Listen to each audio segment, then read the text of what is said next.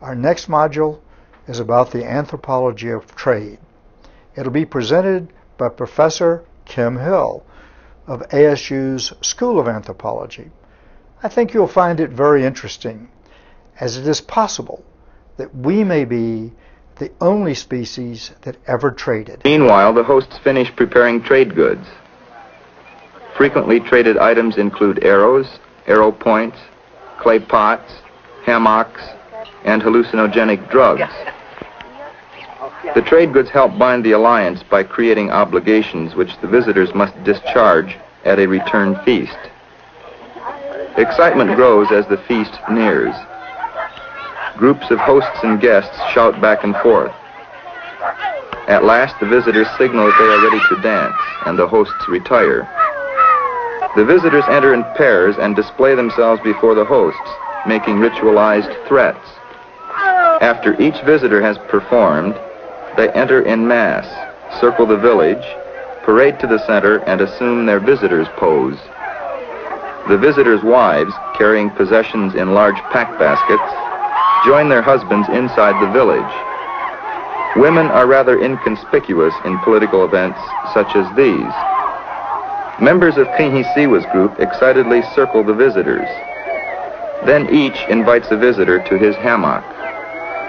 The visitors remain motionless in the hammocks while Kinghisiwa's dancers try to intimidate them. Everyone knows that this is the point when treacherous hosts could murder the guests. But the guests must not show any emotion or fear, for true men, Yanomama, are fierce. The dancing ends at dusk. All night long, pairs of hosts and guests chant together, asking for and promising goods. The next morning, the primary headmen of each village, Kinghisiwa's bearded brother and Asiawa's father, chant with one another, endorsing the political event they had largely ignored until now. Lakuiwa wants some of the bamboo arrow points belonging to Asiawa's younger brother. This is significant, since Asiawa shot Lakuiwa on a raid last year. The giving and receiving of goods is an assurance of their friendship. Later in the day, the visitors gather before Kinghisiwa's house to trade. Tempers are on edge. Many of the Paranoteri are not enthusiastic about entertaining old enemies. Accusations of stinginess and broken promises punctuate the event. The visitors ask for tobacco, hammocks, and dogs. The hosts are reluctant to give, fearing the visitors will not reciprocate, even though there is a strong obligation to repay each item with a different one at a later time. Finally, visitors begin to leave. Those who remain behind make last-minute exchanges, giving, for example, a palmwood bow for a palmwood bow. The value of the item is irrelevant, since the purpose of the exchange is to create mutual obligation. Kinghisiwa's bearded brother is distressed that the visitors claimed his dog. He will demand something valuable at the next feast, and as a visitor, will not easily be refused.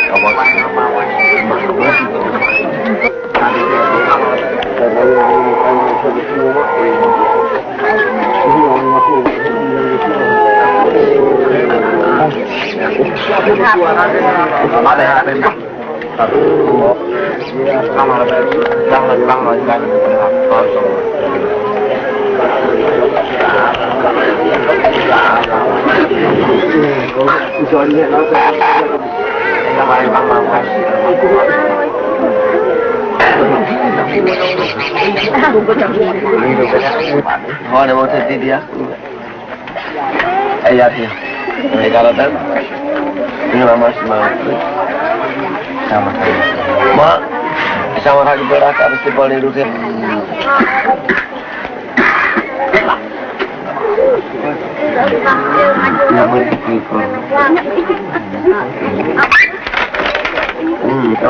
Kami coba ada ibu yang jadi bok.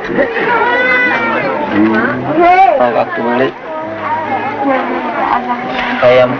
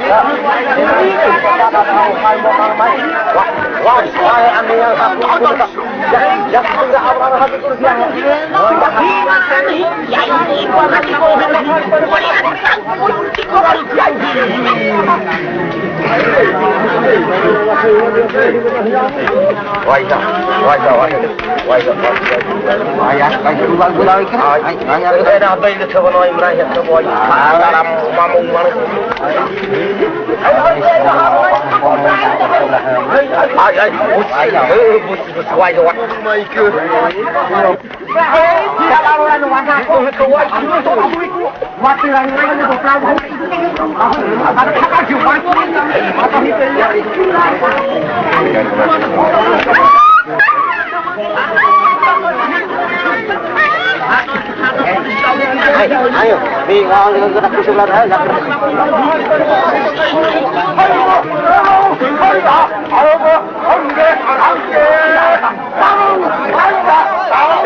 We're asking you to come in and talk a little bit about the origins of trade in humans. And I want to talk a little bit about the fact that trade is something that's probably been going on for at least 300,000 years in our ancestry. And that we're a very strange species because there aren't other species that do trade on anywhere near this scale. I'll give you 4 examples that I can pull from this film right off the bat. I'm sure there are more lessons. The first one is that people trade with their enemies. These are 2 enemy villages who killed each other just a few months earlier in a raid, sitting here doing trade, right? Why do people trade with their enemies? Probably because trade is so valuable that people can put aside nasty feelings because the advantages of trade are so great that it's still worth it. Second thing I can extract from this is that ritual is a huge piece of the trading interaction relation, right? Did you see how much ritualized behavior there was from the way they came in to the styles they were talking, a particular style of chant, a rhythmic chant? Everything about the trade is ritualized.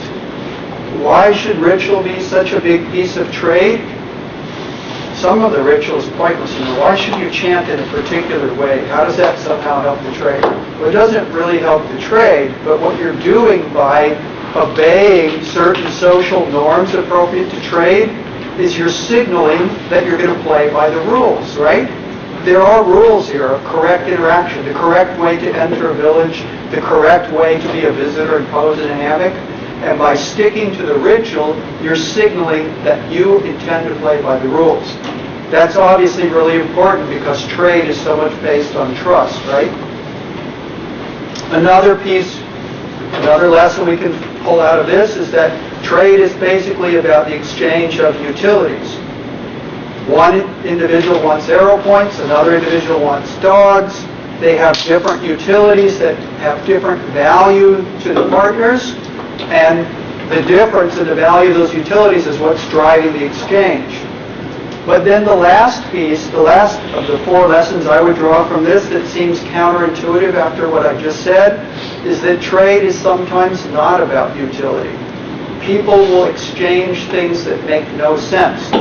I will trade you 5 marbles for 5 marbles. Happens all the time. I trade you 3 arrows, you give me back 3 arrows. It's all over in trade. That's going to start giving you a hint that there's something more to a single exchange than just the value of that exchange. Why would you be willing to trade 5 marbles for 5 marbles? Nothing of any real utility is taking place in that exchange. But what are you doing? You're setting up a relationship with somebody. You're sending signals. You're building history. And all of that stuff can pay off in the future, right? So trade doesn't just have to be about what you get out of it right now, this minute. Trade is long-term human relationships that go over long periods of time when it may be worth it sometimes to get into a bad trade. Maybe you think your dog is worth a lot more than 2 arrows. You're still willing to do it under some conditions. Why would you do that? Because the value of a long-term trading partner for the next 30 years is more than what you're going to lose in this one particular exchange. So notice that even though we're looking at something that seems totally irrelevant to, massive international trade, you can extract general principles that are really important in understanding all of human trade. So that's what I'm going to do. I'm going to give you a little bit of the origins of human trade with the idea that your lesson is to try to extract principles that essentially apply to all human trade under all conditions. So, exchange of goods and services that have utility between non-kin is basically what anthropologists think of as trade. When you're exchanging between kin, we can explain that through a different theory in biology called kin selection. A lot of different theoretical conditions can be met and get exchanged through kin selection. But when goods and services that have utility are flowing between non-kin, we usually see either mutualism, which is some kind of immediate mutual benefit to the 2 individuals, or reciprocity, which is essentially mutualism with a time delay, so delayed exchange. In both cases, you can only drive these kinds of exchanges of goods and services when a specific theoretical condition is met. You can actually specify that in a really simple algebraic equation. Giving is contingent on receiving, and the equation for any kind of exchange to take place is that the benefits or the utility to what you receive in an exchange times beta, and I'll come back to beta in a minute, has to be greater than the costs of the value of what you gave up to you. So the benefits of what you get from the exchange to you have to be greater than the costs that you give up to you times beta, where beta is the correlation coefficient between giving and receiving. It's essentially the probability that an exchange is actually going to take place, that when you give up a cost, you will get a benefit. And whenever you have delayed exchange, beta can't ever be 1, right? You don't have 100% guarantee unless you're putting down cash on the barrelhead and receiving the product right there in your hand. There's always some probability that you could have paid the cost and not gotten the benefit, or vice versa. When beta is really high, the conditions for exchange are really easy to be met. All that has to happen is that the utility value to what you're getting to you has to be less than the utility value to you of what you give up, and the same thing has to be met for your partner. And if the condition is met, then it's in everybody's advantage to undergo trade. When beta starts getting low because of uncertainty and lack of trust and political upheaval and warfare and dishonesty and so on, then the ratio of benefits to costs has to get much greater in order for it to still be worthwhile for you to get involved in trade. Okay, so first thing we realize is that this is a general theoretical proposition that applies to all living organisms, not just humans. And we know that non-human animals engage in the exchange of useful goods and services as well, but it's very, very rare. The total number of cases in the literature, particularly of exchanging goods, I'll give you an example here. Vampire bats go out foraging every night, and they do suck blood, just like you've seen in the movies. They usually attack small animals, sometimes livestock like cattle and horses. The odds of a single bat getting any blood on any one night are really low. So when they come back to roost in the morning, half of them are starving and the other half have eaten well. And they exchange blood meals between them through reciprocity. One day I regurgitate some of my blood to you because you didn't get any. And on another day, you're my reciprocity partner. You regurgitate blood back to me. That's an exchange of a real good. But this kind of example are so rare in biology that when I teach classes on reciprocal altruism, I can usually come up with only a handful of examples in vertebrates, for example, outside humans. And yet humans are doing this hundreds of millions of times a day on the planet, so there's something really strange about our species' proclivity to exchange that goes beyond most other organisms. Even in small-scale societies, humans engage in a lot of reciprocal exchange of services, everything from grooming here among these Mecronoti Indians of Brazil. Food sharing is one of the most common human patterns that emerges really early in our human record, just like the bats that we were talking about and so on. For example, the Aceh hunter-gatherers that I work with in Paraguay have been really well studied. And what we know is that they have the same problem the bats do. Hunters go out on one particular day, they get really lucky, they kill some large game. Tapir weighs almost 500 pounds, a large deer, enough to feed a lot of people. But there are other hunters who got nothing, and so we exchange. And in fact, if you monitor, we actually monitored more than 20,000 hunter days in a row from 1980 to 2010. 30 solid years of monitoring of a bunch of men hunting in a band.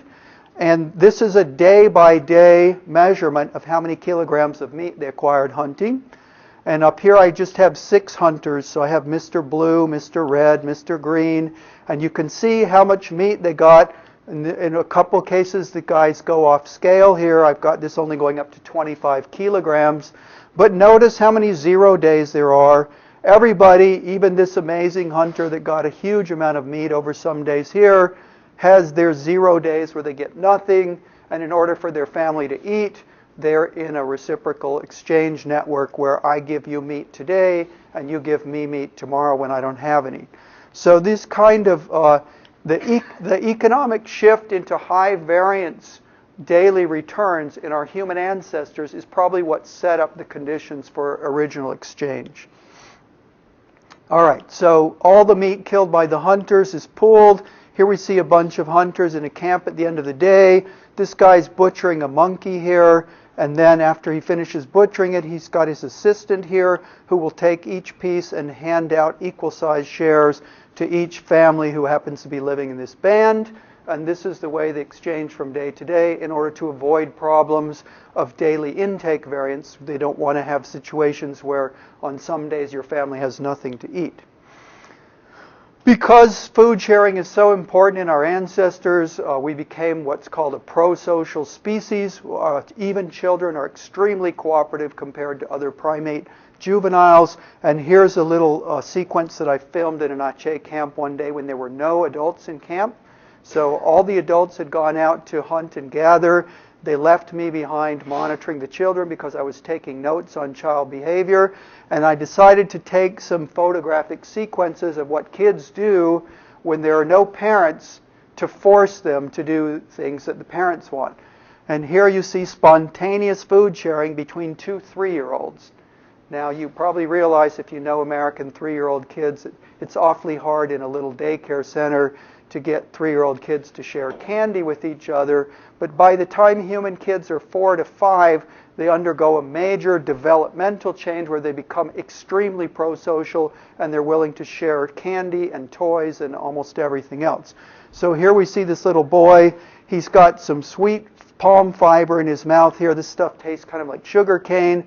The girl comes up, reaches out her hand, asks for some, and notice what he's doing here. He breaks his pile in half, 50-50, half for him, half for her. He hands her her half, and now they both have some, and they continue on. Humans teach their kids through culture, and also it now appears through experimental economics that we've discovered that humans actually have a genetically ingrained predisposition to be much more cooperative than any other primate. So this is a part of our species biology, but it's also part of the culture that's taught to us from a very young age. All right, a lot of food sharing, not surprisingly, is reciprocal, meaning that if you graph over a period of time, each data point here is a family, how much food family A gives to family B, and how much food family B gives to A, you have a positive slope. Families that give a lot to each, if A gives a lot to B, then B tends to give a lot to A. And in particular, there's a lot of negative reciprocity where if A is not giving very much to B, then B is also not giving very much back to A.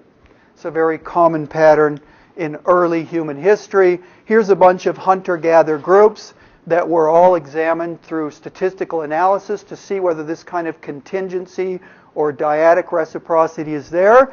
And in every single case, what we find is yes, we can show statistically that families that give more to another family also receive more back from that family.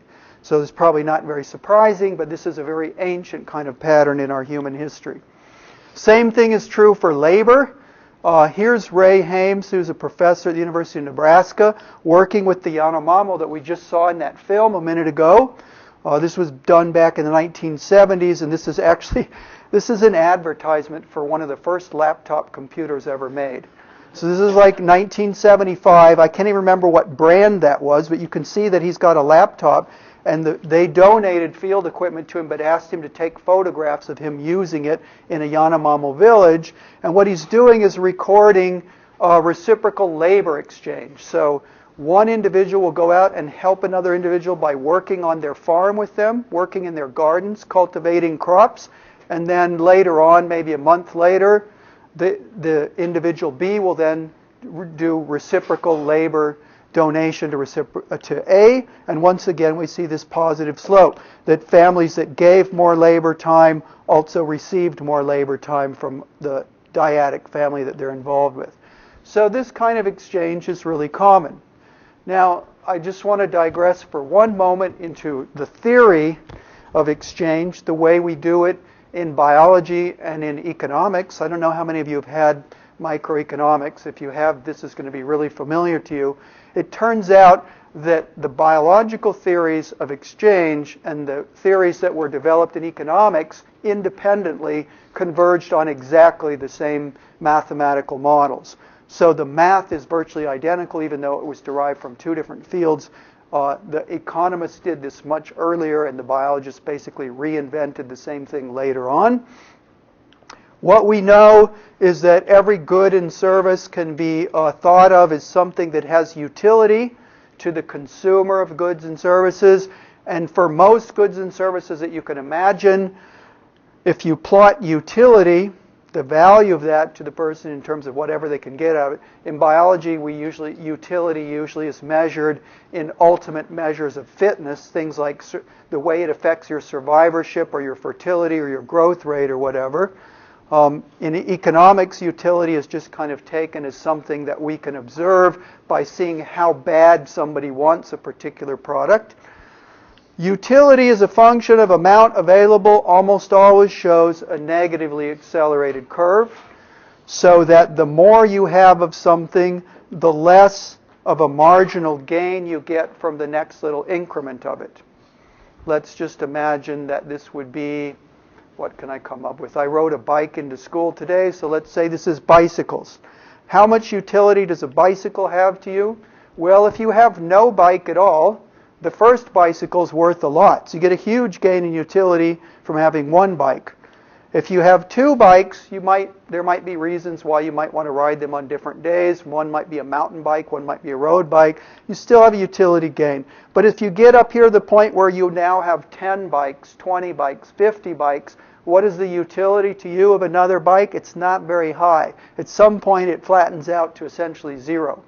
If I own 1,000 bikes, the value of the 1,001st bike to me is essentially zero. So when something no longer has utility to you, it wouldn't be surprising that you would be willing to give it up for almost any other good or service that did have utility. Remember, the conditions for exchange are that the benefits to you have to be greater than the costs of what you give up. Well, when the costs of what you give up start approaching zero, you're going to be willing to exchange that for almost anything that has any value. So first of all, goods and services generally show this diminishing marginal utility curve, as it's called in economics. Second of all, if we take combinations of two goods, we can plot what are called indifference curves, which are a set of values, combinations of two goods that would all have equal utility to you. So let's look at this utility, this indifference curve here. On the y-axis, we have packs of chewing gum. So how much is a pack of chewing gum worth to you? And on the x-axis, we have bottles of water.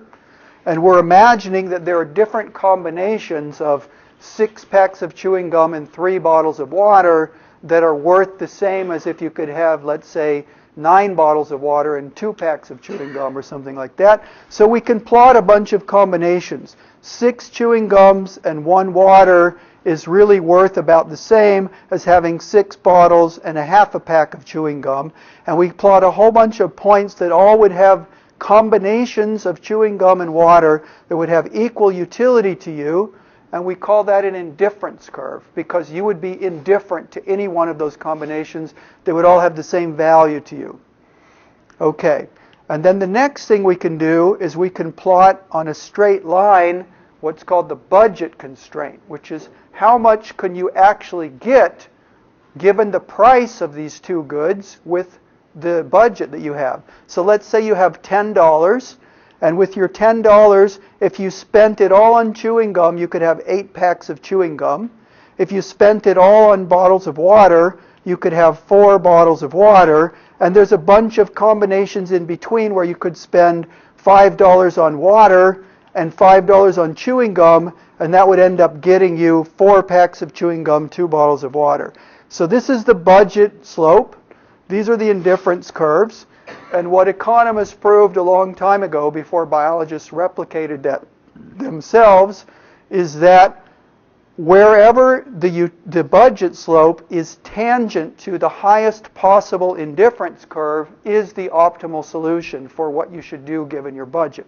So given the price of chewing gum, given your budget and given the shape of the indifference curve, you can simply plot the budget slope on this graph and ask which indifference curve is the highest curve that this thing intersects, or at least is tangent to. It happens in this case that it's this one right here. So you could get up onto the indifference curves as you're going out in this direction are getting higher and higher, meaning that those are better and better suites of combinations. Up here, you're getting both more bottles of water and more chewing gum. Down here, it's lower utility because you're getting fewer bottles of water and fewer chewing gum. What you'd like to do is you'd like to be able to get up onto this indifference curve because it has higher total utility, but your budget won't let you. Given the price of gum and the price of water, this budget curve constrains all of your possible outcomes. And given that this is your only possible set of what you could purchase, what you want to do is you want to go for this combination here, which intersects with the highest possible indifference utility curve. So let's just look at this. When two goods are characterized by diminishing marginal gains, various combinations define combinations of equal utility. The consumer is indifferent to these combinations. That's why they're called indifference curves. The budget function describes what can be obtained when time and resources are spent on good A or good B. The tangent of the budget slope to the highest indifference curve is the optimal combination that can be obtained.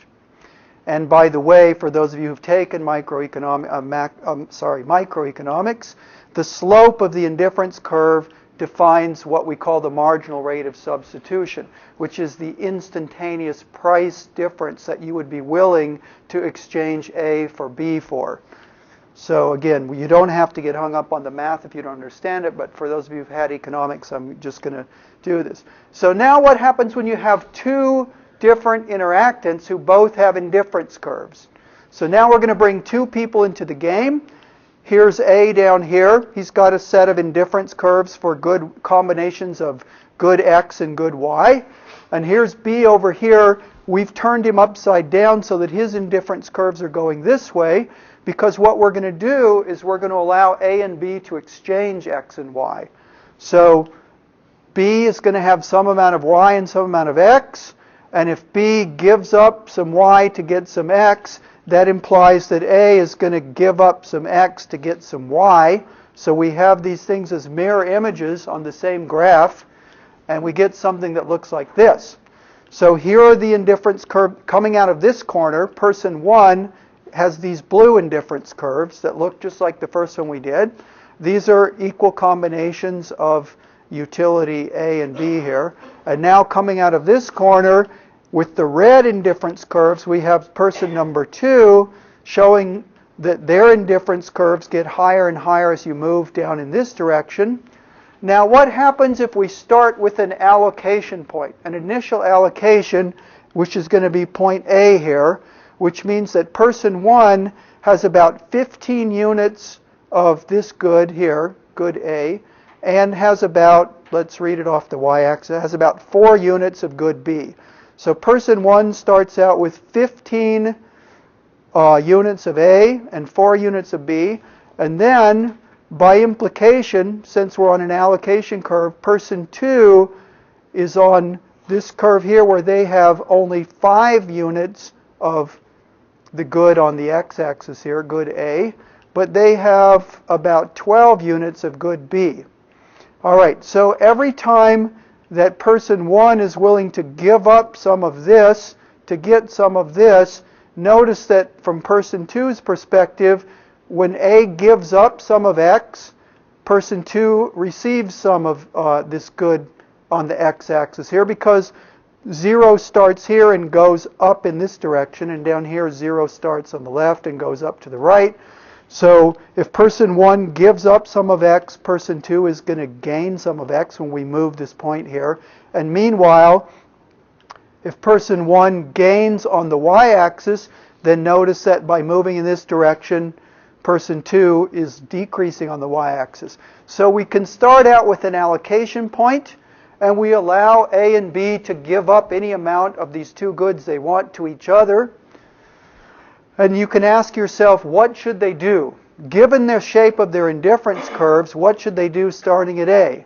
And the answer, if you look at it carefully, is that A, this point A here, the initial allocation, happens to be on the lowest utility curve for person 1. So this is utility curve 1. So moving anywhere in this direction would be good. Any way that person 1 can find a way to move this point A in a direction where they're going up on utility curves would be good. But also, now we look from the point of view of person 2, if we turn our head around, they're on their own utility curve, which is labeled V1 here, and they would like to be moving in this direction to higher indifference curves for them. So now we need to look for points that would be higher on both the indifference curve set for person 1 and higher on the indifference curve set for person 2. And it turns out that all those points are in fact in the shaded zone here. Yeah? I was going to say, it's easier if you imagine the graph as being like topographical map. So it's like the lowest parts of the mountain on that side, it's going up like this. Yeah. And there's this mountain on this side going up like this. And so it's easier actually with a 3D model, but you can kind of see it. Yeah, exactly. If you imagine that this is going up, if you imagine that for person 1 this is going uphill, and you imagine that for person 2 this way is going uphill, and they would both like to be on the highest point they could get to. So 2 wants to be moving in this direction, 1 wants to be moving in this direction. They're starting out here. Where can they reach a bargain where they'll both be at a higher point than they are now? And the answer is everywhere in this shaded zone. Both of them will have higher utility than they start with at the initial allocation. So this little thing that I'm showing here, again, for those of you who've had economics, this is called the Edgeworth box. Was first developed by Francis Edgeworth at the end of the 19th century for solving economic dilemmas like this. This region is called the bargaining zone, and anywhere they can move from allocation point into that bargaining zone is better for both of them than no deal at all. So if you ask, what is the probability that there's a deal going to be struck? The answer is there's a pretty good probability here because there's a huge area in which both of them would be better off than no deal at all. If there's no deal struck at all, they're stuck at point A. That's what they started with. That's what they leave with.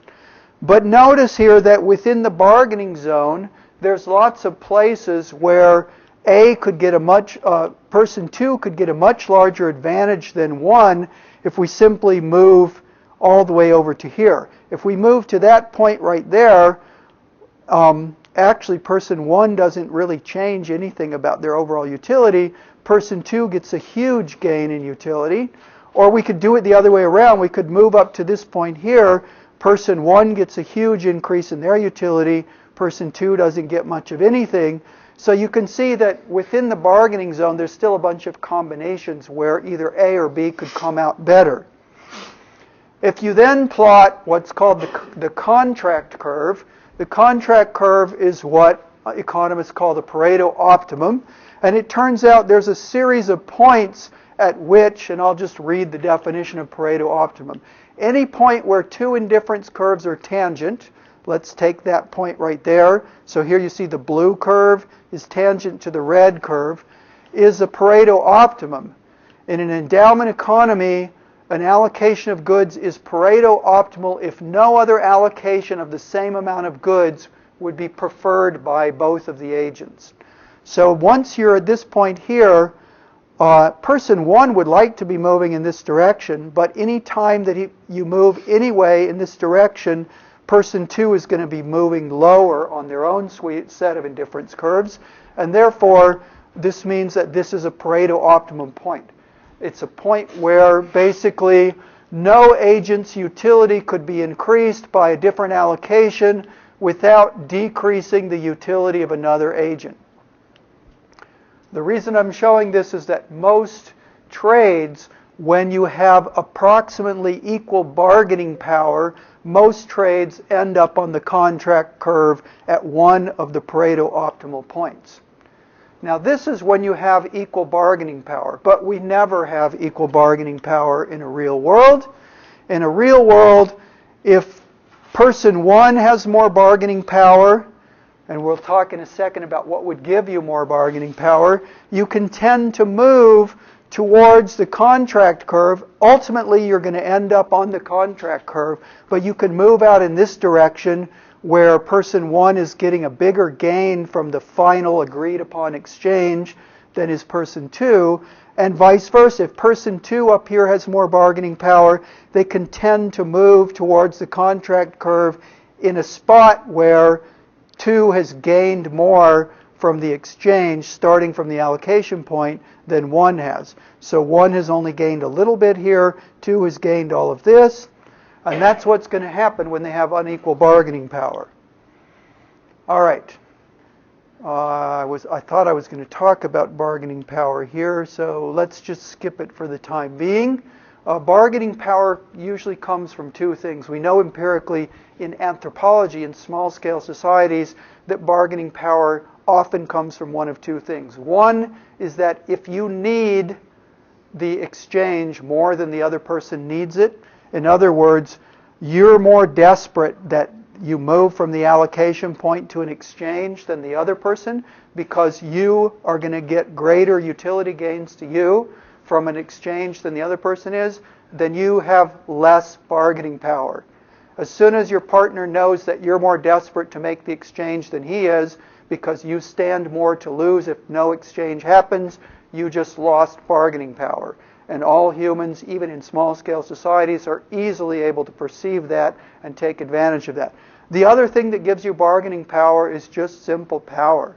The ability to force an exchange even when the other individual is reluctant for the exchange to happen.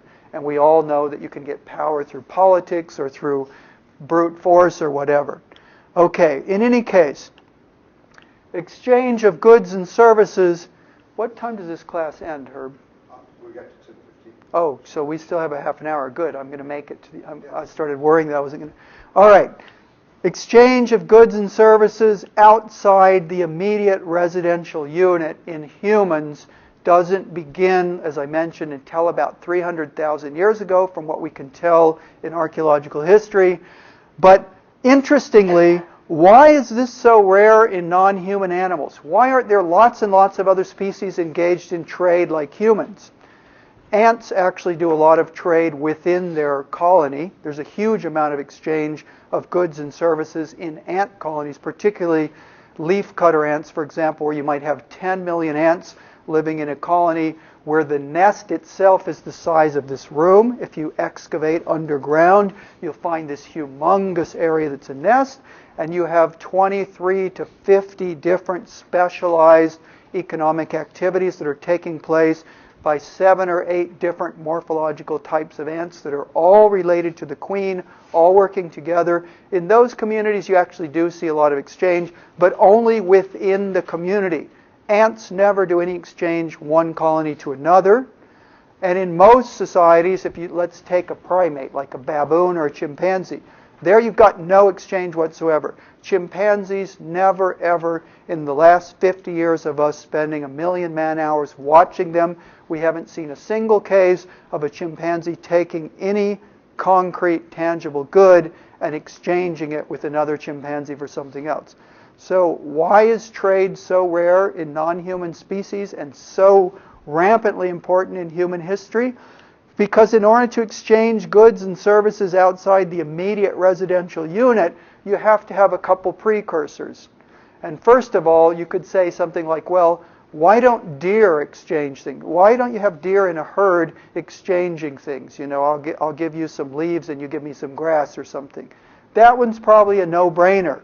You have to have the ability to transport materials cheaply in order for exchange, in order for you to bring something that I can't get and me to bring something you can't get, and we meet somewhere and we exchange utility.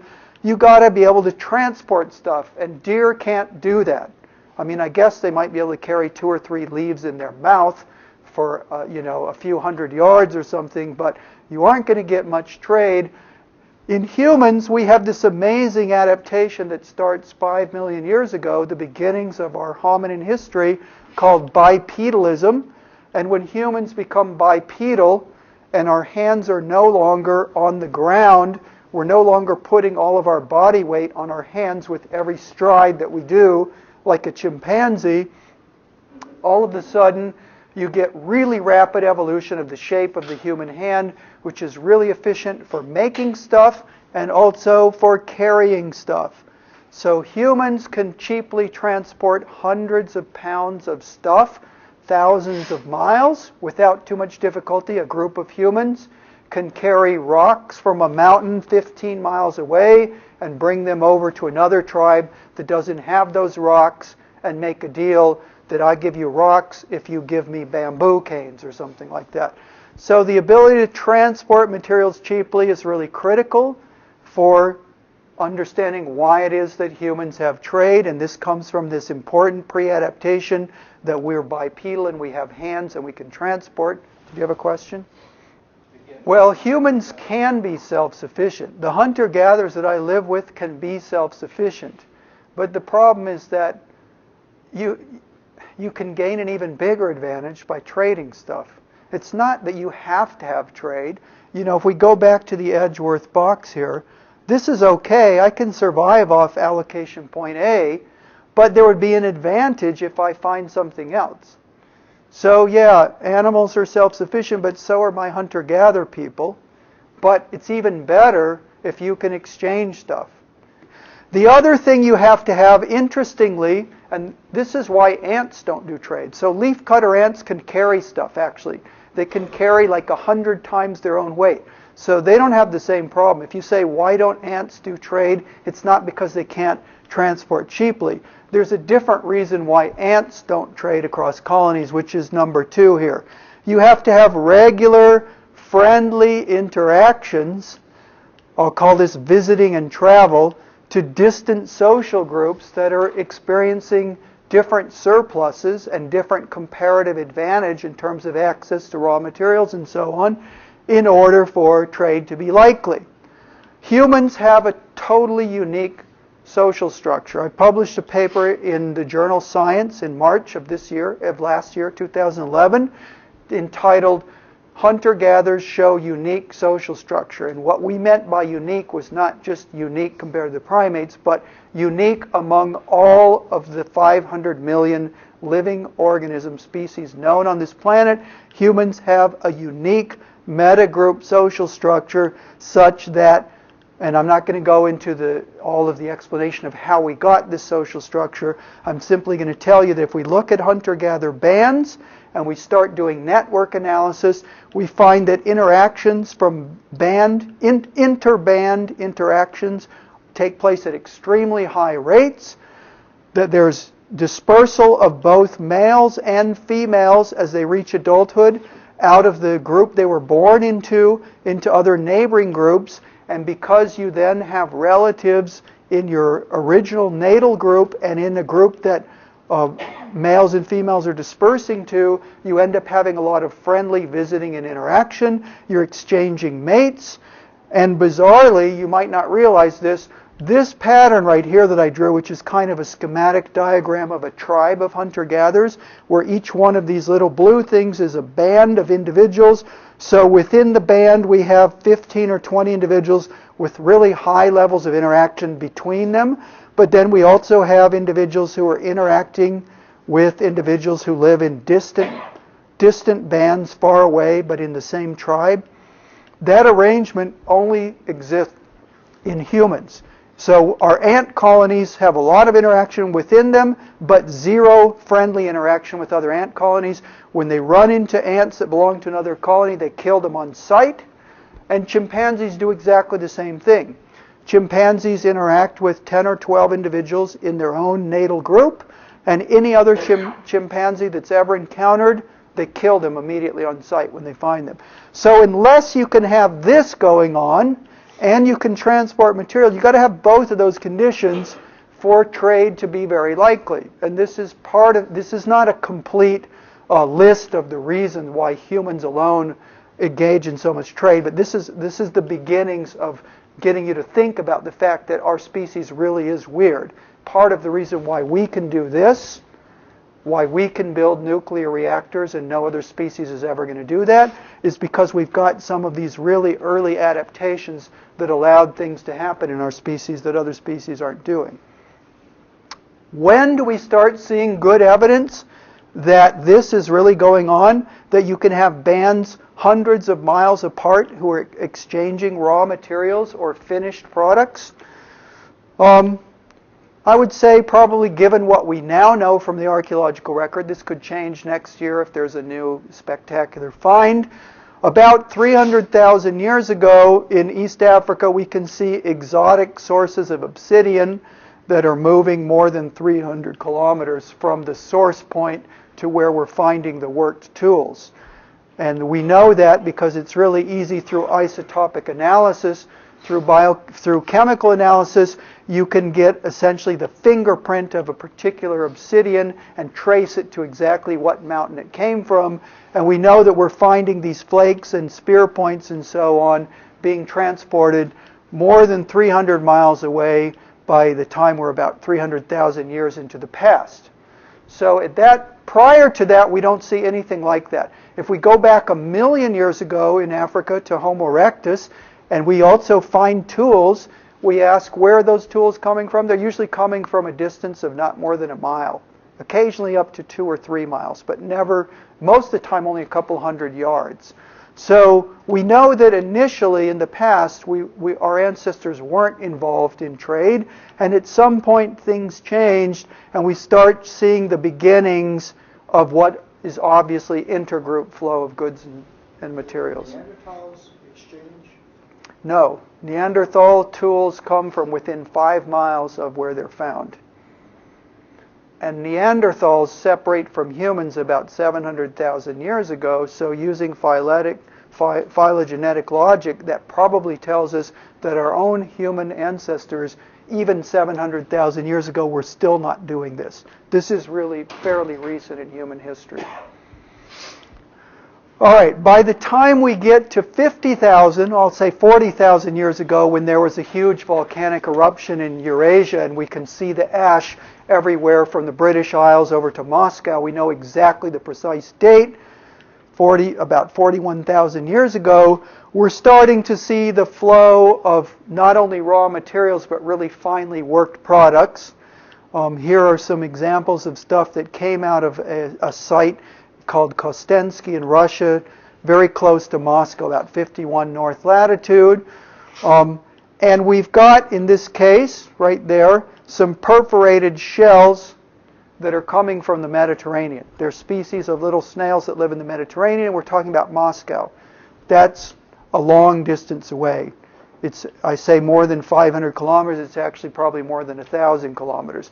So by 50,000 years ago, we have stuff, not only is it moving a couple hundred kilometers, it's probably already moving a couple thousand kilometers. Now remember, 50,000 years ago is long before the beginnings of agriculture. We're still talking about our human ancestors living in small hunter-gatherer groups, but they're already exchanging in enough trade that things, probably a single individual did not carry that shell for 1,000 miles, but it went through a series of hands from one group to another, and ended up in Moscow.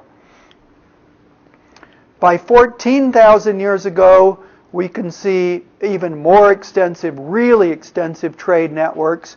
Now, 14,000 years ago is still before agriculture, but we're right on the cusp of the origins of agriculture. So if we look in the Middle East, here's the Arabian Peninsula, here's the Nile River, the Mediterranean Sea.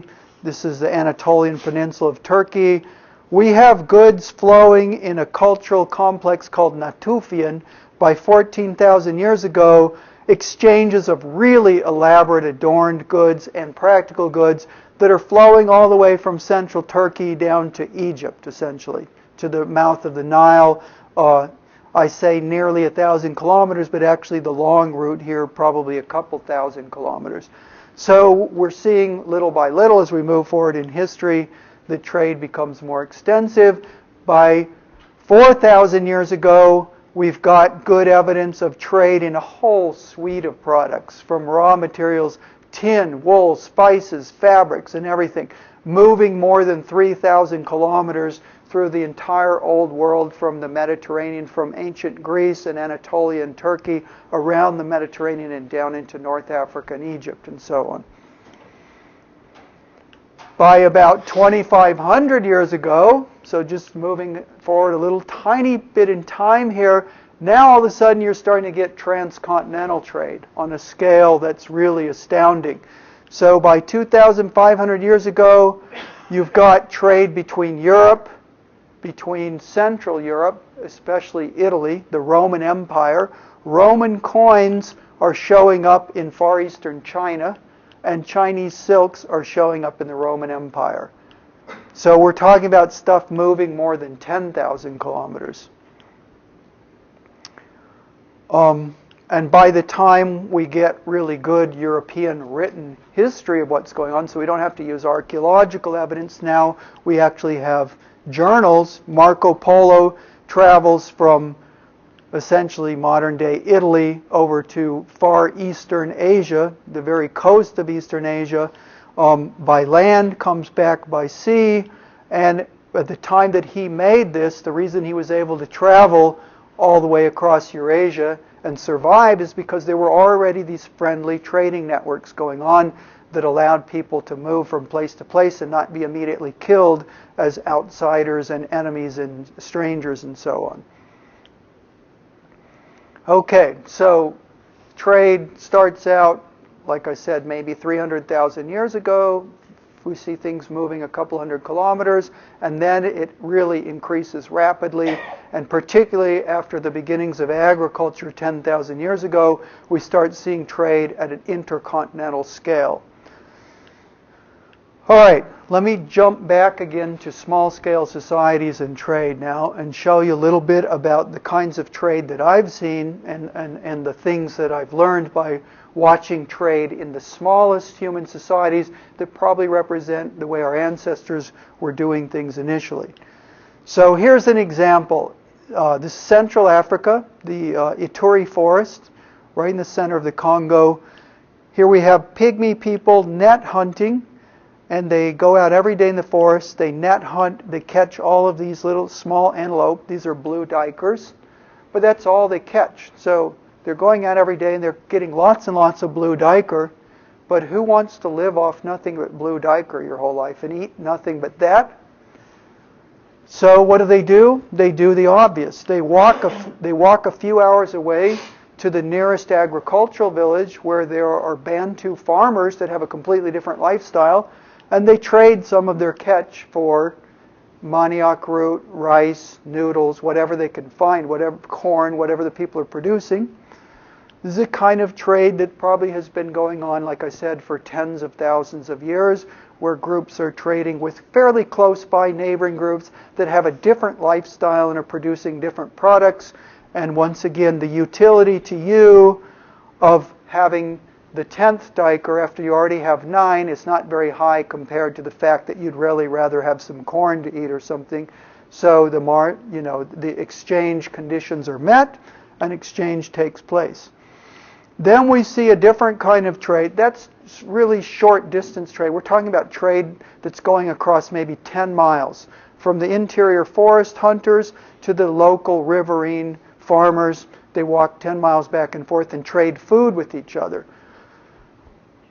Then we have hunter-gatherers like the Penan in Borneo who live really far away from villages. They live a couple hundred miles away. And in fact, it's not very easy to trade food under ancient conditions when you're 100 miles away because food is really perishable. So an antelope will rot and the meat becomes worthless really quickly. So you can't really get involved. In this case here we have these hunter-gatherer Penan blowgun and spear foragers. They want to trade with these big exotic village chieftainships that set up downriver from them, villages that have several thousand individuals involved in farming. They can't trade food because it's too perishable. So they stock up on other things of value, a whole bunch of manufactured goods and forest products and so on. And about once every 6 months, they make the trek 200 miles away to the village, and these Penan will stay in the village for 3 or 4 days doing trading and then come back with non-perishables. Manufactured goods, metal knives, salt, spices, whatever they can carry that won't perish. All right. So that's one thing, is that in small-scale societies that are close by, they often trade food, but as soon as you get to greater distances, food is usually not the thing that's being traded. It's other non-perishable items. The other thing that we've noticed looking at trade in groups like the South African Juntwasi Bushmen of Botswana is that a lot of times, just like the trade that we saw in the film at the beginning of this class, trade doesn't necessarily always follow a Pareto optimal contract curve. You know, it would be great if you had an infinite number of potential partners offering an infinite number of different deals. You could strike a bargain that really is a good bargain for you, that I really want to trade 5 arrows and I want to get, you know, a dog and a pot or something. But when you get to the village and nobody has a dog, and the only thing is you can end up trading your arrows for a pot or nothing and go home. What we often get is, because of lack of partners or lack of availability of desired trade items, bargains are often really far from the deals expected in a large open free market system.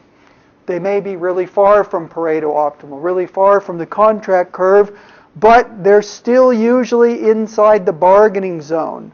So remember, there was that huge zone in the Edgeworth box where anywhere inside of here is still a better deal than us having no exchange at all.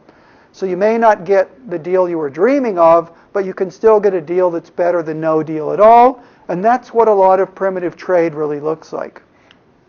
Common trade that we see, tools for food, childcare for food, maid access for food, tools for tools. Sometimes trade takes place that is disadvantageous to one party. Imagine watching a trade, and I've seen this with the Yanomamo, where you trade 1 arrow for 2 arrows. Why in the world would somebody give you 2 arrows for 1 arrow? That just, it seems really obvious that that's got to be a lousy trade. Yeah, because if you come back empty-handed, not only do you not move from the original allocation point, but you just paid a huge cost to the transaction and nothing happened. So you're right. If we start looking at what happens, sometimes the purpose of trade is not to obtain the best bargain. This, I think, is really important. This is one of the lessons that I've actually learned from Herb. Talking to him, we go out and eat together at a restaurant every once in a while, and he tells me things about international trade, and I'm really struck by the fact that one of the things that happens is that getting the best bargain right now on this particular exchange is not always necessarily the optimal goal for trade. You know, trade arrangements are long-term relationships. So why would we see, for example, when I told you trading 5 arrows for 5 arrows, where nothing's really happening there, why do it? Or even worse, why would you be willing to give up 2 arrows for 1 arrow? I've seen trades like that. In the movie, you can see that the guy who's giving up a dog is not happy with the deal he's getting.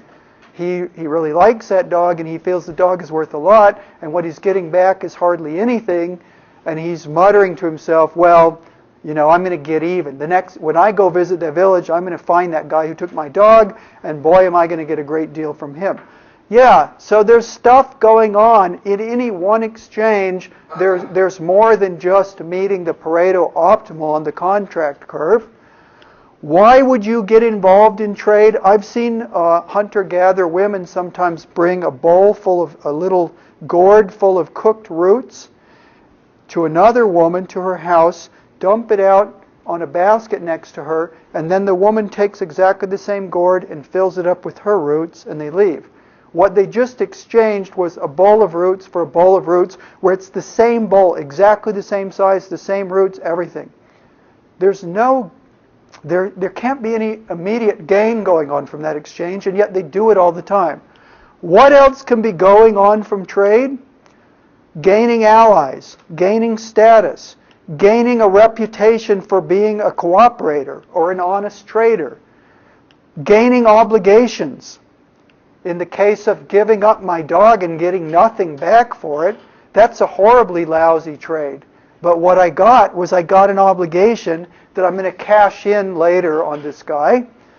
And then finally, in small-scale society, there's an awful lot of trade that's about mating opportunities, where you're willing to exchange things in ways that make it more likely that it gives you access to mating opportunities.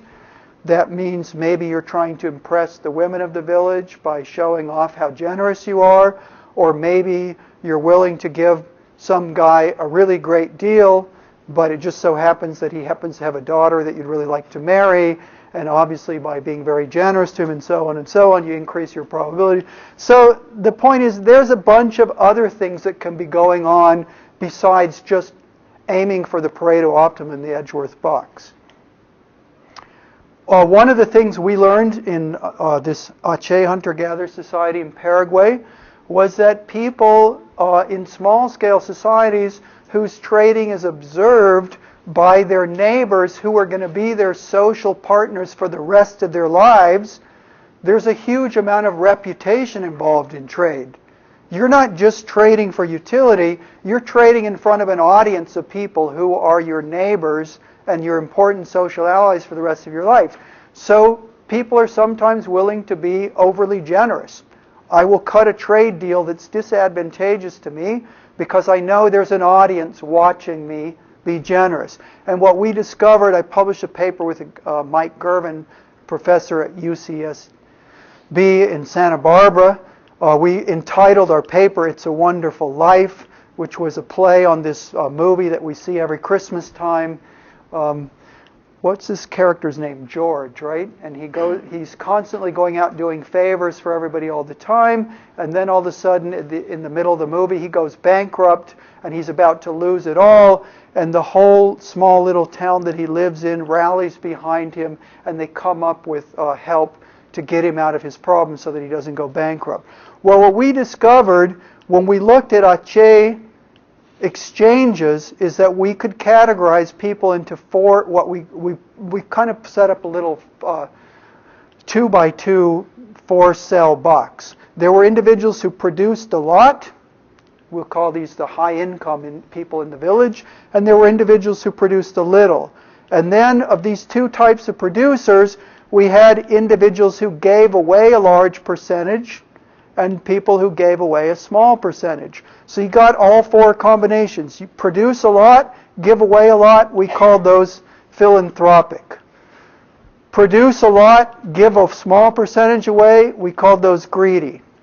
Produce little but give a large fraction of what you produce away, we call those means well. And produce little and give a small fraction away. Mike came up with this term, I don't even know where he got it from, ne'er-do-well. In any case, when we looked at these four categories of types of people in a village and asked what happens to them when the shit hits the fan and they have something bad happens to their family. They have a serious illness, they break their leg, they catch pneumonia, they have a run of bad luck. What are people willing to do for them? And you can probably guess which of the individuals in this 4 box are most likely to get free social assistance from their fellow villagers when they need it. There's the answer right here. Number of individuals, this is what happens when the individual was so sick or injured that they couldn't leave bed. So we monitored people over a year, and almost every family had a case where the prime income earner in the family, usually the male head of the household, would either have a traumatic injury or an illness and wouldn't be able to leave bed, sometimes for only a few days, sometimes for weeks or even months. What happens? This is the number of other families that gave them food during the crisis, the number of other individuals outside the nuclear family that gave them food, the number of total food items received, the number of meat items received. And notice here, black is our philanthropic, right? These are the ones who produce a lot but give away a high fraction. They have a much higher likelihood of getting help than those who produce a lot and give away a little, what we call the greedies, right? But interestingly, also, these guys here, the means well, these are people who don't have a high income, but they're very generous with what they have. So they're not producing a lot, but they're giving away a large fraction. They're right up there with the philanthropic. They're getting just as much help as the other guys. On the other hand, the two categories where they gave a small fraction away to others are way down here. So yes, people pay attention to your reputation, they watch the way you interact, they recognize generous individuals, and that reputation for generosity comes back to affect your life. All right, I already mentioned this before, way earlier when I talked about what gives bargaining power. I did a study with another student of mine on Ifaluk Island, which is out in the middle of the South Pacific, and he looked at bargaining power in a whole series of exchanges of fish within the village, and he discovered what I already told you before, that those who have the most to gain from a trade, have the greatest need that the trade takes place, are the ones who have the lowest bargaining power, because other individuals realize they're desperate for trade, and when somebody's desperate for trade, you can take advantage of that and cut a better deal for yourself. And those who have the ability to impose outcomes through status or power or whatever also have a higher bargaining power, not surprisingly. All right, this is the last slide. These are the kinds of trade that people studying hunter-gatherers have reported in the last few years. In the Bushmen of South Africa, trading of purely symbolic objects that have no functional use whatsoever. The Pygmies trading meat for carbohydrate that I mentioned. Hadza hunter-gatherers in Kenya trading honey for outside goods.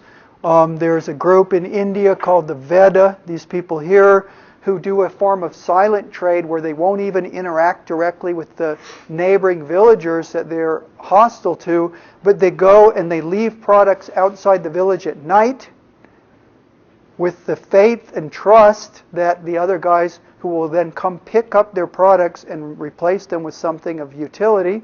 And sure enough, this works. So you don't even have to talk to a person. You can go leave some arrow points, come back a day later, and the other person has left you some cloth that they wove or something. This goes on in some places in India.